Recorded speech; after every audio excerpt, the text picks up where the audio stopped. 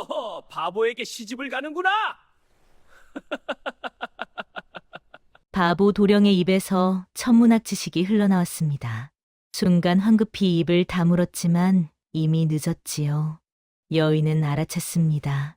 계산으로 바보와 혼인한 여자, 생존을 위해 바보가 된 남자. 첫날 밤 서로의 가면이 벗겨지기 시작했습니다.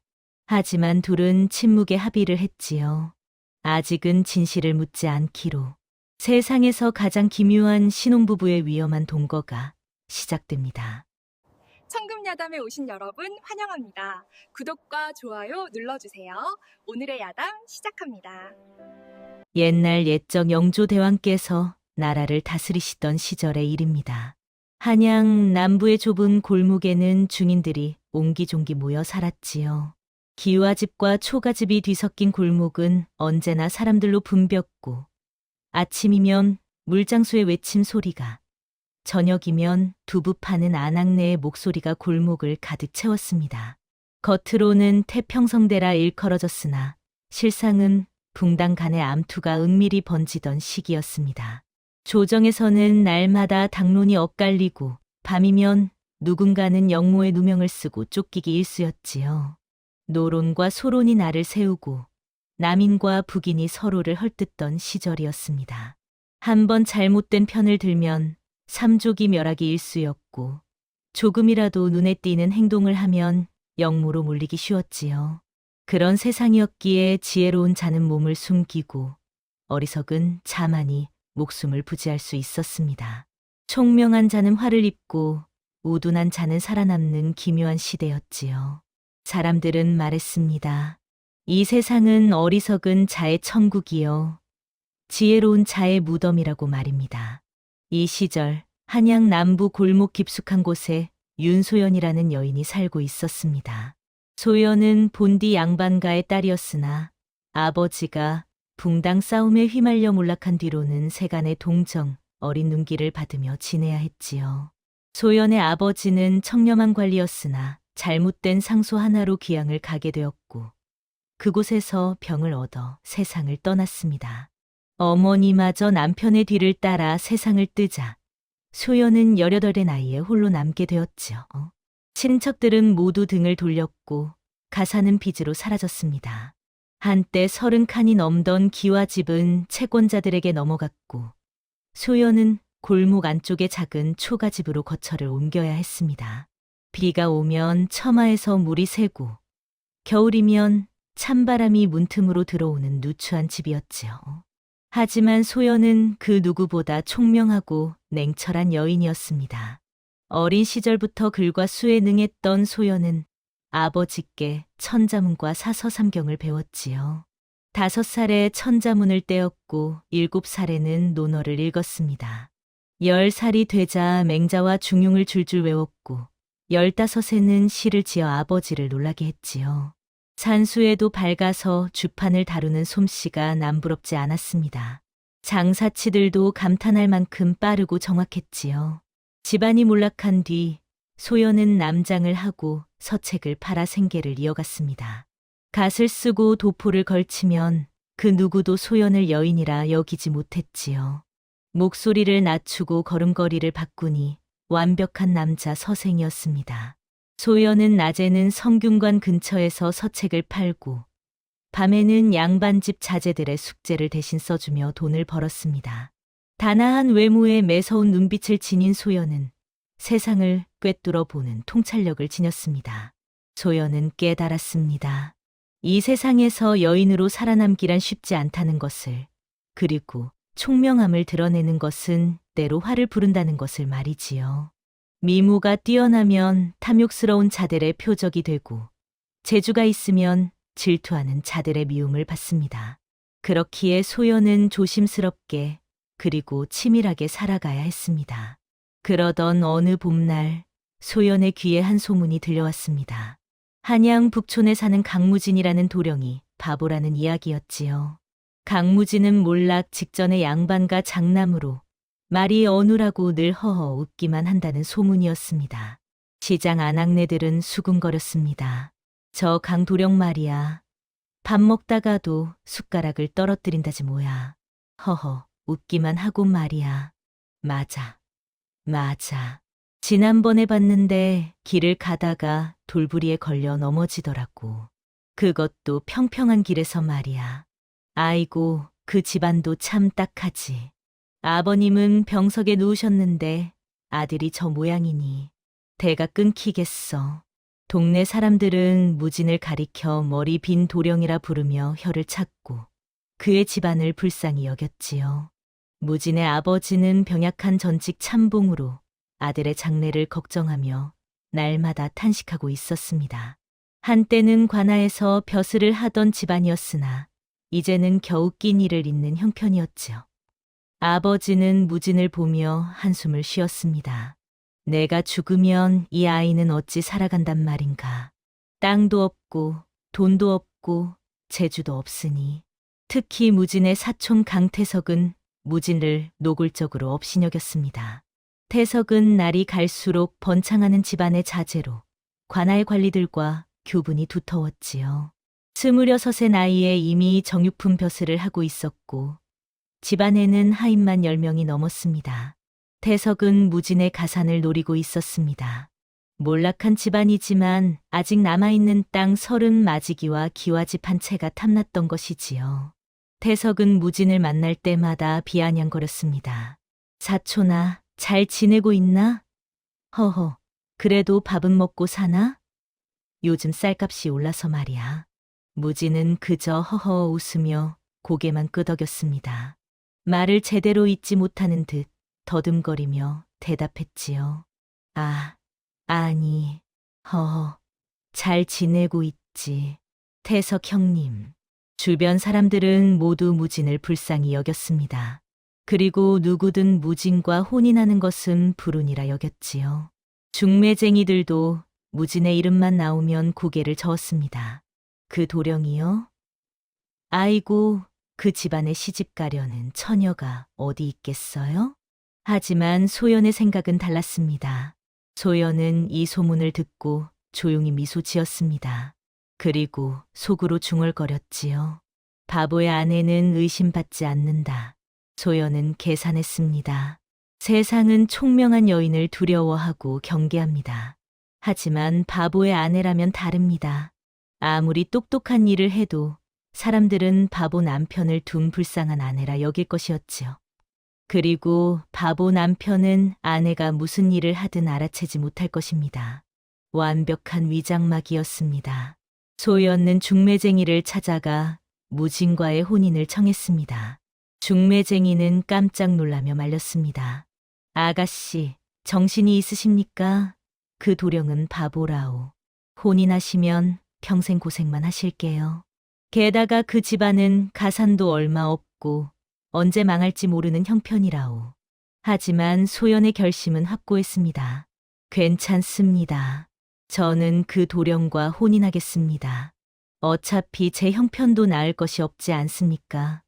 서로 의지하며 살면 되지요. 중매쟁이는 고개를 절레절레 저었지만 소연의 뜻을 꺾을 수는 없었습니다. 소문은 삽시간에 퍼졌습니다. 몰락한 양반집 딸이 바보 도령과 혼인한다는 소식에 동네 사람들은 혀를 찼지요. 둘 다 불쌍한 처지라 그러는 거겠지. 거지가 거지 만나는 격이로구먼. 아무튼 기구한 인연이야. 하늘도 무심하시지. 혼례 전날 소연은 처음으로 무진을 마주했습니다. 중매쟁이가 두 사람을 만나게 해준 것이지요. 장소는 무진의 집 사랑채였습니다. 낡았지만 단정하게 정돈된 방에서 두 사람은 마주 앉았습니다. 무진은 고개를 숙인 채 제대로 소연을 쳐다보지도 못했습니다. 허허 웃기만 하며 손을 비비적거렸지요. 소연은 무진을 찬찬히 살펴보았습니다. 노포는 낡았으나 깨끗했고 얼굴에는 티 하나 없었습니다. 눈매는 뚜렷했으나 시선은 어디론가 흐트러져 있었지요. 다만 눈을 제대로 마주치지 않았습니다. 소연은 속으로 만족스러워했습니다. 겉보기에는 완벽한 바보였습니다. 하지만 무언가 이상한 점도 있었지요. 손톱은 깨끗하게 다듬어져 있었고 자세는 꼿꼿했습니다. 바보치고는 너무 단정했습니다. 혼례 날이 밝았습니다. 초가을에 선선한 바람이 불던 날이었습니다. 하늘은 높고 푸르렀으며 바람에 코스모스가 흔들렸지요. 혼례는 무진의 집 사랑채에서 치러졌습니다. 손님은 많지 않았습니다. 친척 몇몇과 이웃 사람들이 전부였지요. 무진의 아버지는 병석에서 일어나 아들의 혼례를 지켜보았습니다. 눈물을 훔치며 기뻐했지요. 이제 우리 무진이도 장가를 들었구나. 며느리가 생겼으니 내 마음이 조금은 놓이는구나. 혼례는 무사히 치러졌습니다. 교배례를 올리고 술잔을 나누고 절을 올렸습니다. 그런데 이상한 일이 벌어졌지요. 무진은 예법을 정확히 지켰습니다. 아니, 지나치게 정확했습니다. 한치의 틀림도 없이 절하고 술잔을 나누고 절차를 밟아갔습니다. 바보라면 예법을 틀리기 마련인데 무진은 한 번도 실수하지 않았지요. 절하는 각도도 정확했고 술잔을 드는 손놀림도 우아했습니다. 소연은 이 모습을 지켜보며 미세한 어긋남을 느꼈습니다. 무언가 이상했습니다. 하지만 아직 확신할 수는 없었지요. 태석도 혼례에 참석했습니다. 그는 화려한 비단 도포를 입고 하인 둘을 거느리고 왔습니다. 무진을 보며 비웃는 듯한 표정을 지었습니다. 사촌, 축하하네. 허허, 이제 아내를 얻었으니 잘 살아보게나. 아, 맞다. 혼수는 제대로 준비했나? 무진은 허어 웃으며 고개를 끄덕였습니다.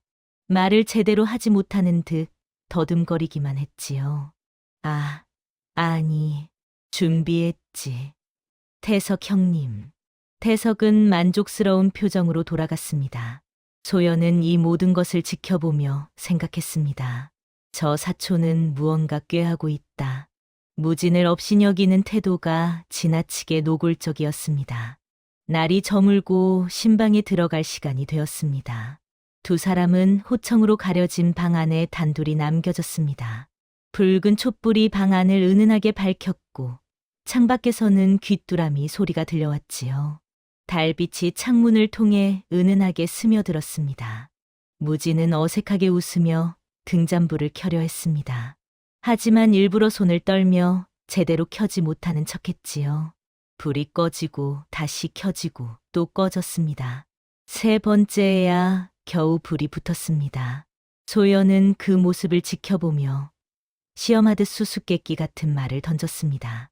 서방님, 달은 어찌하여 차고 기우는지 아시나이까? 무진은 잠시 멈칫하더니 허어 웃으며 고개를 저었습니다. 그런 건 허허 모르겠소. 달이 왜 그런지. 하지만 그 순간 무진의 입에서 무심코 한마디가 흘러나왔습니다. 달이 차고 기우는 것은 하늘의 이치이니 사람이 어찌 알겠소이까. 다만 음과 양이 조화를 이루어 그러한 것이니 천체의 운행이 그러하기 때문이옵니다. 말을 하다 멈춘 무진은 황급히 말을 흐렸습니다.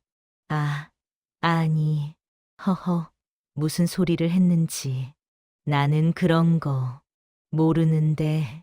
하지만 이미 늦었지요. 소연은 무진의 눈빛을 똑바로 바라보았습니다. 무진도 소연의 눈을 마주쳤습니다. 그 눈빛에는 어리석음이 없었습니다. 오히려 깊은 지혜와 경계심이 서려 있었지요. 한순간 두 사람의 시선이 얽혔고 방 안의 공기가 팽팽해졌습니다. 소연은 한 발 더 나아가기로 했습니다. 일부러 산수를 틀리게 말했지요. 서방님, 쌀 5말에 돈 3냥이면 10말에는 5냥이겠지요? 무진은 반사적으로 대답했습니다. 그것은 6냥이. 아니, 허허, 모르겠소. 산수는 어려워서. 나는 그런 거 잘 모르는데. 무진은 급히 바보 흉내를 냈지만 소연의 의심은 확신으로 바뀌었습니다. 이 사내는 바보가 아니었습니다. 적어도 산수는 정확히 알고 있었지요. 그것도 아주 빠르게 계산했습니다. 무진 역시 소연의 눈빛에서 예사롭지 않은 기운을 느꼈습니다. 이 여인은 자신을 시험하고 있었습니다. 서로의 정체를 가늠하는 긴 밤이 시작되었습니다. 소연은 조용히 물었습니다. 서방님께서는 어찌 바보가 되셨나이까? 무진은 움찔했습니다. 하지만 이내 허어 웃으며 대답했지요. 바보? 나는 원래 이러했소. 어릴 때부터 그랬소. 소연은 더 이상 묻지 않았습니다. 대신 차분하게 말했습니다. 서방님, 저는 서방님의 비밀을 알고 싶지 않나이다. 다만 알고 싶은 것은 저를 해칠 생각이 있으신지 없으신지 뿐이옵니다. 무진은 소연을 빤히 바라보았습니다. 더 이상 바보 같은 웃음은 없었습니다. 진지한 눈빛으로 소연을 응시했지요. 부인, 나는 그대를 해칠 생각이 없소. 다만? 나 역시 그대가 나를 해칠지 궁금하오. 두 사람은 서로를 바라보며 침묵했습니다. 긴 침묵 끝에 소연이 먼저 입을 열었습니다. 저도 서방님을 해칠 생각이 없나이다. 이 혼인은 저에게도 필요했사옵니다. 무진은 고개를 끄덕였습니다. 둘은 그렇게 침묵의 합의에 이르렀지요. 아직은 서로의 비밀을 캐묻지 않기로, 다만 서로를 해치지 않기로.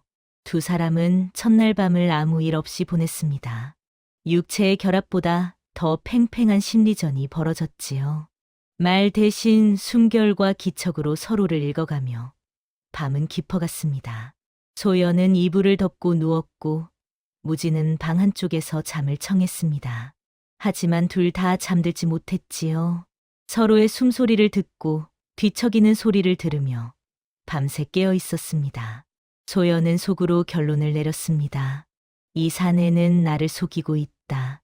바보가 아니다. 하지만 왜 바보 행세를 하는지 그 이유를 알 수 없었습니다. 생존을 위해서일까? 아니면 다른 이유가 있는 것일까? 소연은 궁금했지만 아직은 물을 때가 아니라는 것을 알고 있었지요. 무진 역시 소연이 범상치 않음을 깨달았습니다. 계산된 질문, 예리한 관찰, 그리고 무엇보다 그 냉정한 눈빛. 이 여인은 단순히 바보의 아내가 되려고 이 혼인을 택한 것이 아니었습니다. 필시 다른 목적이 있을 것이었지요. 무진은 조심스러워졌습니다. 하지만 동시에 이 여인이 자신을 해치지 않으리라는 확신도 들었습니다. 다음 날 아침, 동이 트자 소연은 일어나 부엌으로 갔습니다. 시어머니는 이미 세상을 떠났고 시아버지는 병석에 누워 계셨으므로 소연이 집안일을 도맡아야 했지요.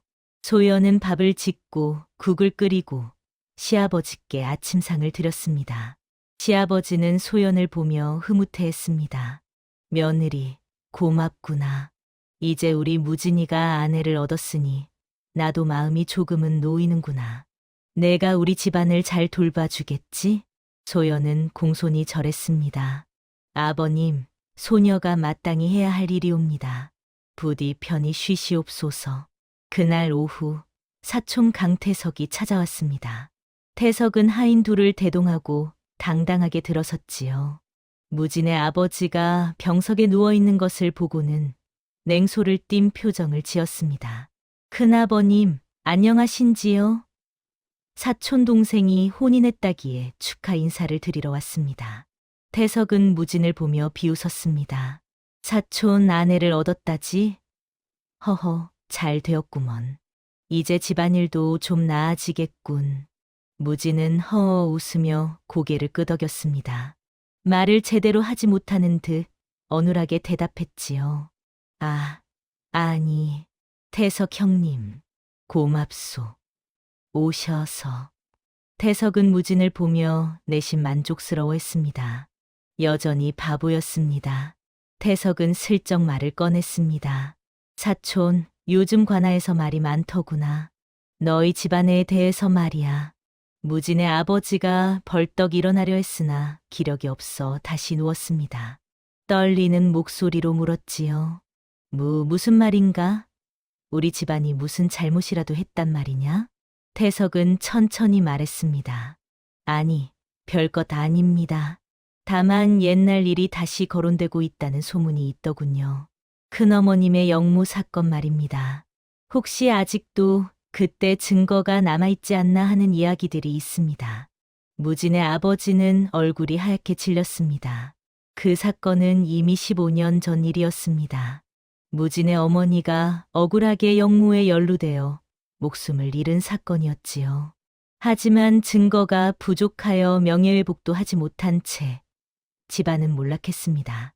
이제 와서 그 일이 다시 거론된다니 무진의 아버지는 두려웠습니다. 태석은 짐짓 걱정하는 척했습니다. 제가 관아의 지인에게 잘 말해보겠습니다.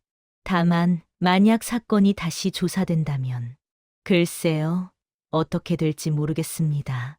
영무는 삼족을 멸하는 죄인이 말입니다.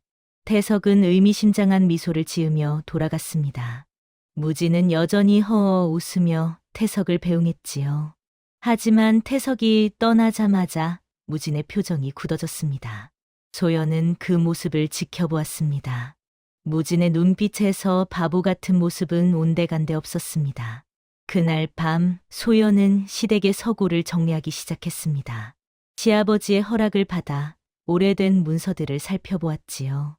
먼지가 수북이 쌓인 문서 상자들 사이에서 소연은 하나의 상자를 발견했습니다.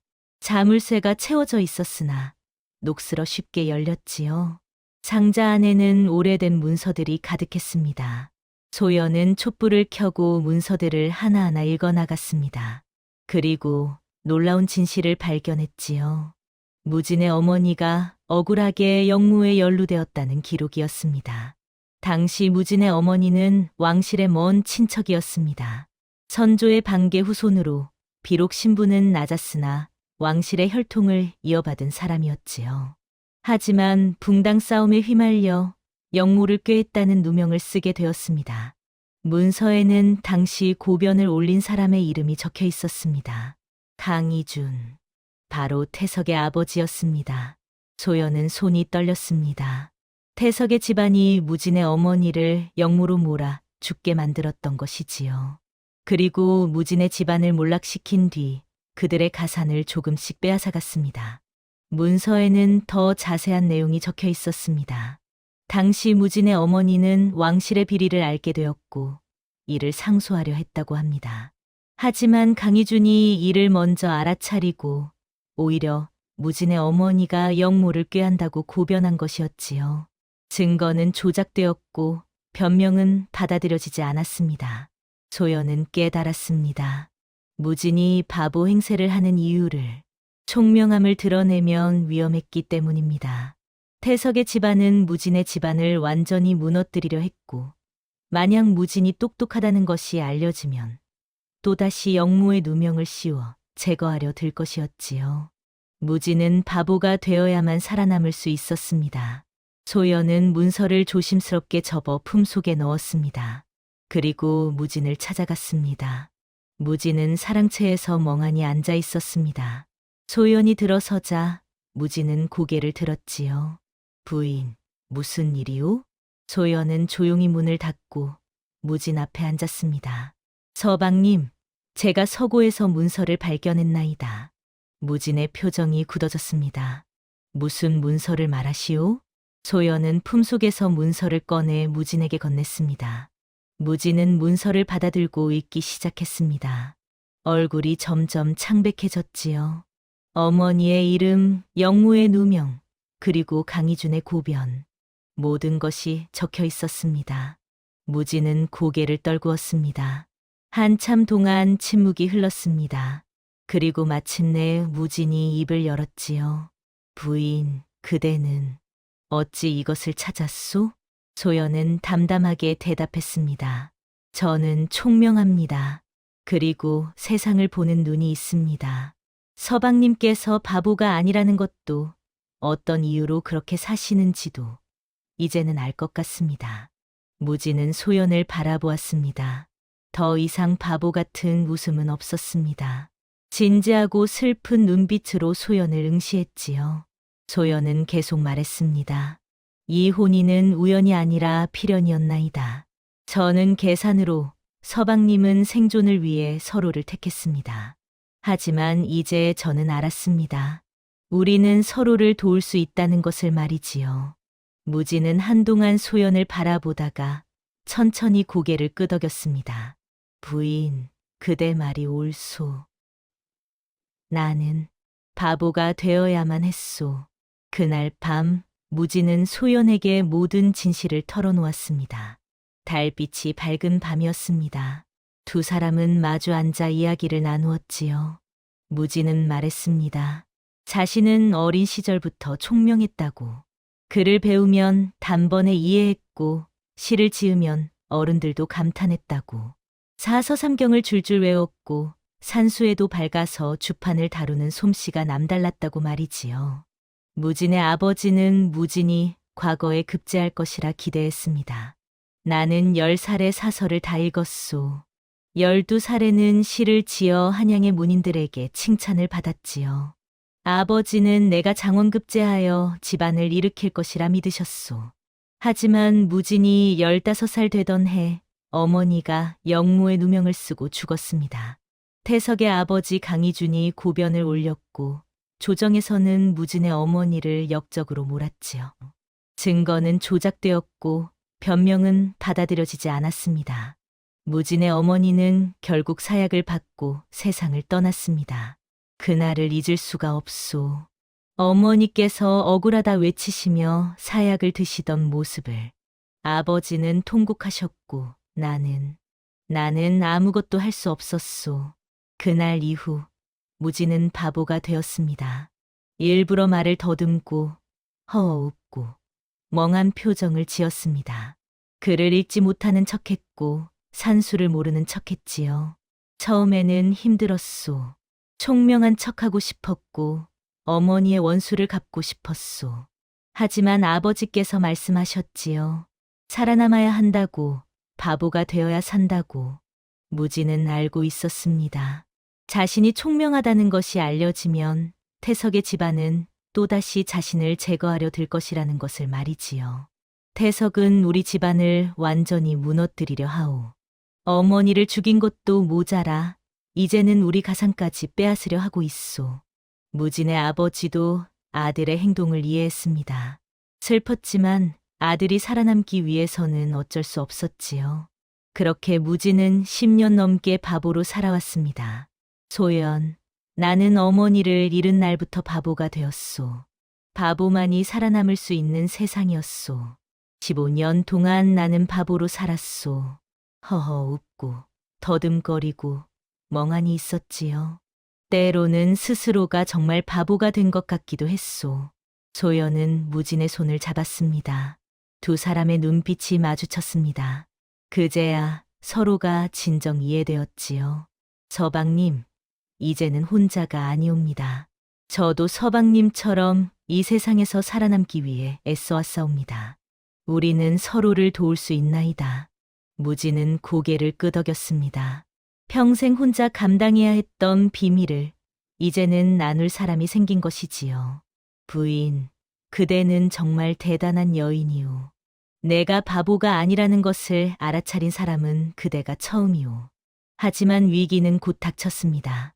며칠 뒤 태석이 다시 찾아왔습니다. 이번에는 관아의 관리 2명을 대동하고 왔지요. 관리는 무진의 아버지에게 말했습니다. 강참봉, 옛 영무 사건을 다시 조사하라는 명이 내려왔소. 협조해 주시기 바라오. 무진의 아버지는 기가 막혔습니다. 이미 끝난 일을 왜 다시 조사한단 말이오? 15년도 더 된 일이 아니오? 관리는 냉정하게 대답했습니다. 새로운 증거가 나왔다고 하오. 당시 영무에 가담한 자들의 명단이 발견되었다는 소식이오. 조사에 협조하지 않으면 영무를 은폐한 것으로 간주될 것이오.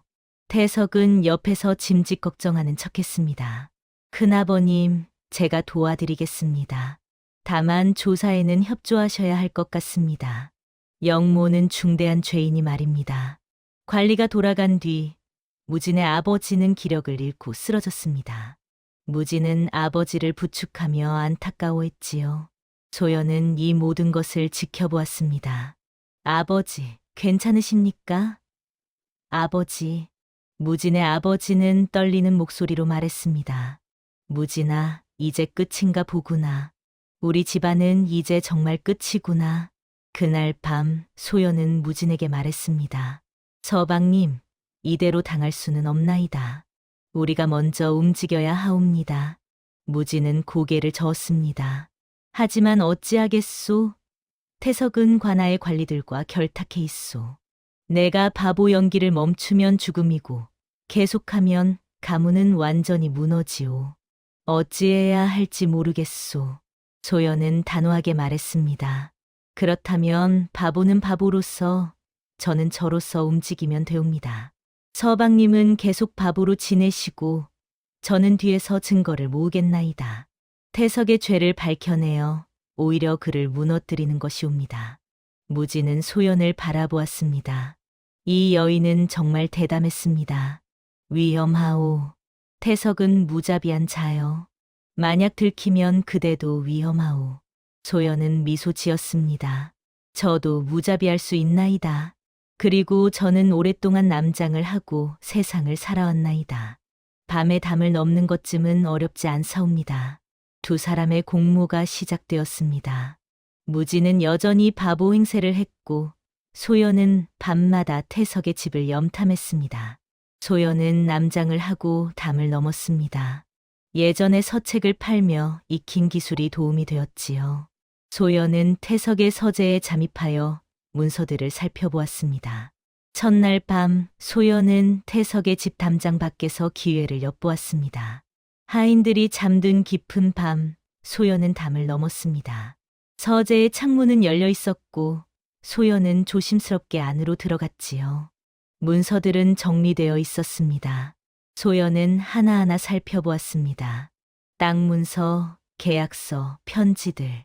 하지만 결정적인 증거는 없었습니다. 소연은 실망하지 않고 며칠 밤을 더 찾아갔습니다. 사흘째 되는 날, 소연은 잠긴 서랍을 발견했습니다. 비녀를 이용해 자물쇠를 열자 안에는 비밀 문서들이 가득했습니다. 소연의 심장이 뛰었습니다. 며칠 밤을 그렇게 보낸 끝에 소연은 결정적인 증거를 발견했습니다. 태석이 관아의 관리를 매수하여 무진의 가산을 빼앗으려 한다는 문서였습니다. 뇌물 금액, 매수한 관리의 이름, 계획의 세부 사항까지 모두 적혀 있었지요. 문서에는 이렇게 적혀 있었습니다. 정육품 2조 난관 박정수에게 은자 50냥을 주고 강무진 집안의 영모 사건을 다시 조사하게 하라. 증거를 조작하여 강무진의 아버지까지 역적으로 몰아 그들의 땅과 집을 몰수하게 하라. 소연은 그 문서를 훔쳐서 품속에 숨겼습니다. 그리고 조심스럽게 태석의 집을 빠져나왔지요. 한편 무진은 태석 앞에서 더욱 바보 같은 행동을 했습니다. 길에서 넘어지고 밥을 흘리고 말을 더듬었지요. 어느 날 태석은 무진을 불러 말했습니다. 사촌, 아버지께서 많이 편찮으시다지. 걱정이구먼. 무진은 허어 웃으며 고개를 끄덕였습니다. 아니, 아버지가 편찮으셔서 걱정이 되네. 태석은 무진을 보며 비웃었습니다. 이 바보 같은 놈아, 너는 끝이다. 곧 너희 집안은 완전히 무너질 것이다. 땅도, 집도 모두 내 것이 될 것이다. 무진은 허어 웃으며 고개만 끄덕였습니다. 하지만 속으로는 이를 갈고 있었지요. 소연은 무진에게 계획을 설명했습니다. 서방님, 관아에서 공개 대질이 있을 때 그때가 기회입니다. 모두가 모인 자리에서 서방님께서 진실을 밝히시고 제가 준비한 증거를 제출하는 것이옵니다. 무진은 걱정스러워했습니다. 하지만 내가 바보 연기를 멈추면 태석은 나를 죽이려 들 것이오. 소연은 단호하게 말했습니다. 그래서 한 번에 끝내야 하옵니다. 태석의 죄를 모두 밝혀서 그가 움직일 수 없게 만들어야 하옵니다. 관아에는 여러 관리들이 있을 것이니 그들 앞에서 증거를 제시하면 태석도 어찌할 수 없을 것이옵니다. 드디어 그날이 왔습니다. 관아에서 공개 대질이 벌어지는 날이었습니다. 달이 밝은 밤이었습니다. 태석은 무진을 관아로 끌고 갔고 수많은 사람들이 구경하러 모여들었지요. 관아의 뜰은 사람들로 가득 찼습니다. 횃불이 밝혀지고 관리들이 자리에 앉았습니다. 관아의 사또가 말했습니다. 강무진, 내 어머니의 영모 사건을 다시 조사하노라. 내가 알고 있는 바를 모두 말하라. 만약 숨기는 것이 있다면 너 역시 역적으로 다스릴 것이다. 무진은 고개를 숙이고 허허 웃었습니다. 말을 더듬으며 대답했지요. 저는 아무것도 모르옵니다. 어머니가 무슨 일을 하셨는지. 사람들은 무진을 보며 비웃었습니다. 바보 도령이 결국 망하는구나 라고 수군댔습니다. 저 꼴 좀 봐라. 제 어미가 역적인 줄도 모르고 있네. 바보라 그런가 보지. 아무것도 모르는 게야. 태석은 만족스러운 표정으로 무진을 바라보았습니다. 사또 나리, 보시다시피 저 자는 아무것도 모릅니다. 그저 바보일 뿐이옵니다. 하지만 그때 무진이 천천히 고개를 들었습니다. 그리고 입을 열었습니다. 더 이상 어눌하지 않은 명료하고 논리정연한 목소리였습니다. 사또 나리, 소인이 한 말씀 올리겠나이다. 사람들이 술렁였습니다. 바보가 말을 하다니. 무진의 목소리는 또렷했고 눈빛은 날카로웠지요. 더 이상 바보가 아니었습니다. 사또가 놀라며 물었습니다. 내가 말을 하는구나. 내가 바보가 아니었단 말이냐? 무진은 똑바로 사또를 바라보며 말했습니다. 소인은 바보가 아니옵니다. 다만 바보인 척해야만 살아남을 수 있었을 뿐이옵니다. 무진은 차근차근 이야기를 시작했습니다. 소인의 어머니는 억울하게 영모의 누명을 쓰셨나이다. 당시 고변을 올린 자는 강희준, 바로 저 강태석의 아버지옵니다. 태석의 얼굴이 하얗게 질렸습니다. 무슨 소리냐? 감히 우리 아버지를. 무진은 계속 말을 이어갔습니다. 강희준은 소인의 어머니를 영모로 몰아 우리 가문을 무너뜨렸나이다. 어머니께서는 왕실의 비리를 알게 되었고 이를 상소하려 하셨사옵니다.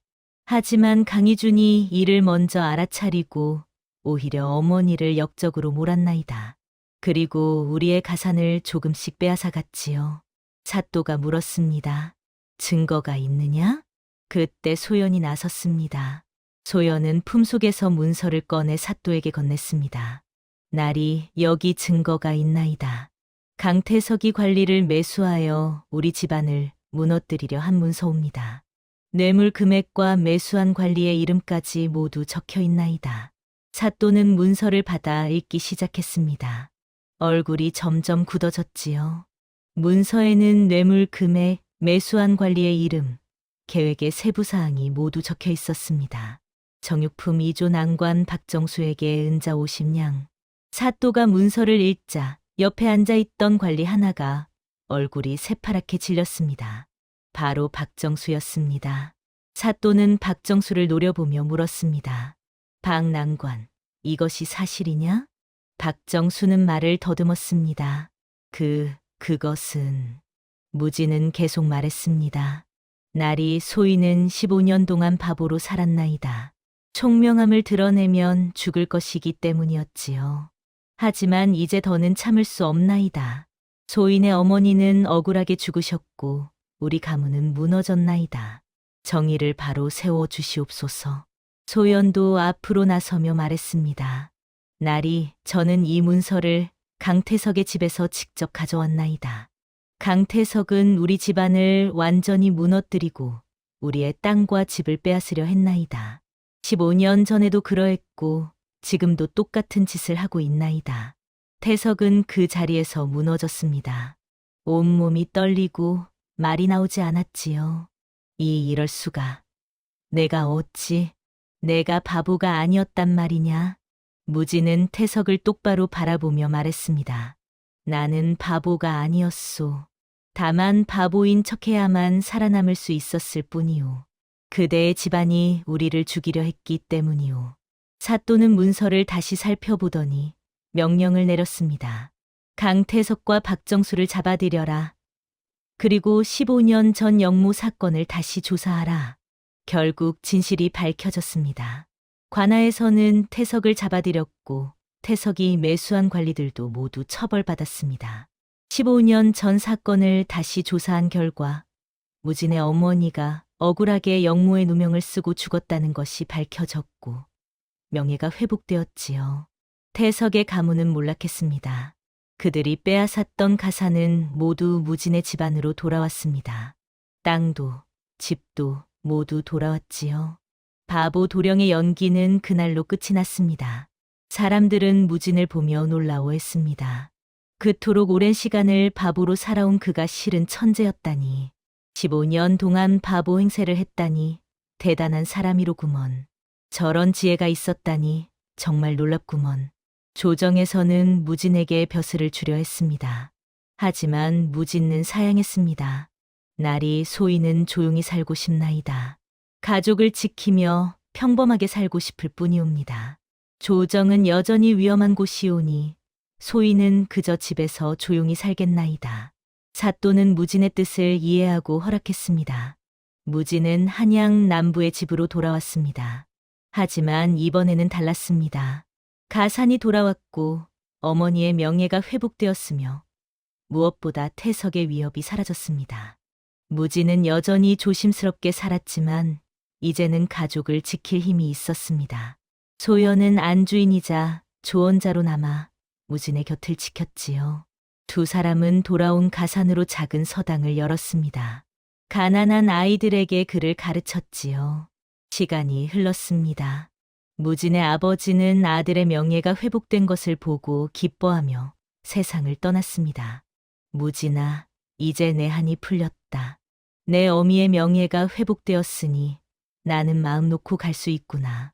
무진과 소연은 슬퍼했지만 아버지가 편안히 가신 것에 위안을 얻었지요. 어느 가을밤 두 사람은 신방에 마주 앉았습니다. 밤이 깊었습니다.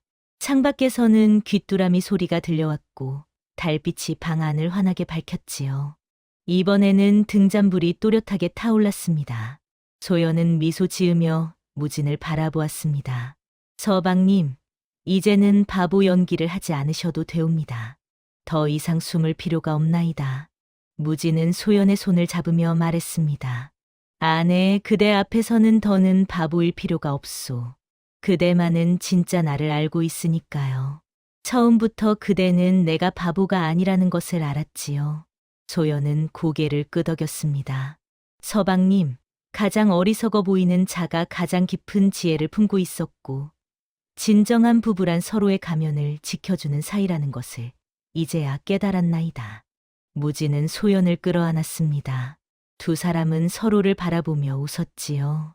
세상은 여전히 어지러웠지만 이 두 사람만은 서로를 온전히 이해하고 있었습니다. 소연은 무진에게 물었습니다. 서방님, 앞으로 어찌 사실 생각이신지요? 벼슬을 하지 않으신다 하셨으니 무엇을 하시옵니까? 무진은 잠시 생각하다가 대답했습니다.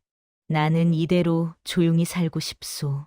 서당을 열어 아이들을 가르치고 그대와 함께 평범하게 살고 싶소. 세상은 여전히 위험하고 조정은 여전히 붕당 싸움으로 어지럽소.